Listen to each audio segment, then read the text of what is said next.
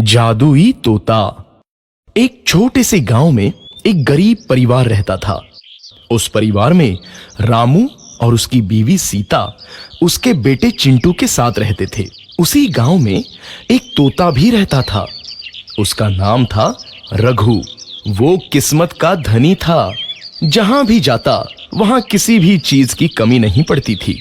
एक दिन रघु उड़ते उड़ते उस गरीब परिवार के घर गया।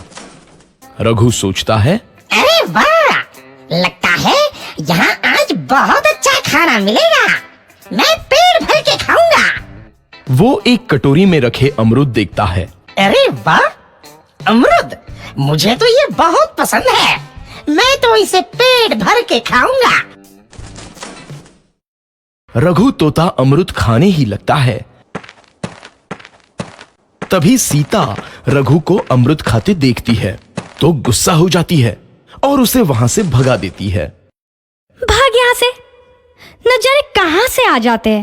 मैं तो परेशान हो गई हूं इनसे। सीता के भगाने के बाद रघु चुपचाप से एक कोने में रहता है। धीरे धीरे उस परिवार की बरकत होने लगती है। एक दिन रामू और सीता खाना खाते वक्त बातें करते हैं। आजकल हमारी बहुत तरक्की हो रही है, काम भी अच्छा चल रहा है। रामू कहता है। इस पर सीता कहती है, सच कहा, भगवान हमेशा ऐसे ही हम पर मेहरबान रहे। बेटा चिंटू भी कहता है, पिताजी मुझे खिलौना लेके दो ना, मेरे सभी दोस्तों के पास है। रामू कहता है, ठीक है, जरूर लाऊंगा। सीता कहती है, कितने खुश है सब, मेरे परिवार को किसी की नजर ना लगे। एक तरफ ऐसी बातें होती हैं तो दूसरी तरफ रसोई में रघु तोता भी अमरूद खाते रहता है।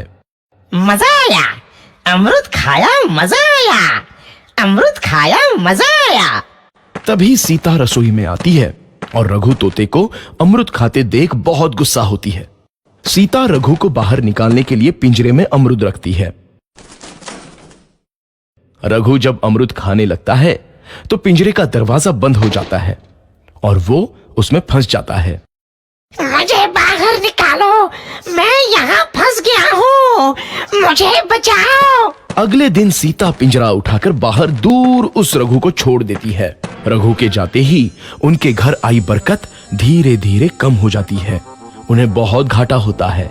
सीता कहती है, ये क्या हो रहा है, अचानक इतना कैसे बदल गया? अभी तक तो सब कुछ अच्छा चल रहा था। रामू कहता है, लगता है भगवान हम पर रूठ गए हैं। चिंटू भी कहता है, लगता है अब मुझे खिलौने भी नहीं मिलेंगे। और वो रोने लगता है और बाहर चला जाता है। कुछ दिन बाद रघु तोता फिर से उस घर में आता है। वापस आया, मैं वापस आया, अब मैं जमकर अमरूद खाऊंगा। रघु सीधा रसोई घर में चला जाता है और अमरूद खाने लगता है। कुछ देर बाद सीता रसोई में आती है और रघु को देख कहती है, एक तो घर में पहले से इतनी दिक्कत चल रही है और ऊपर से ये तोता मुझे और परेशान कर रहा है। सीता रघु को वहां से भगा देती है। रघु उड़कर किसी कोने में छुप जाता है। कुछ दिन बाद धीरे धीरे उस घर की बरकत वापस आने लगती है। काम भी अच्छे से चलने लगता है। एक रात जब रघु तोता अमरूद खाने जाता है तो पिंजरे में फंस जाता है। ये लोग आखिर चाहते क्या हैं? एक तोते को शांति से अमरूद खाने क्यों नहीं देते? मैं कौन सा चोरी कर रहा हूँ? बस अमरूद ही तो खा रहा हूँ।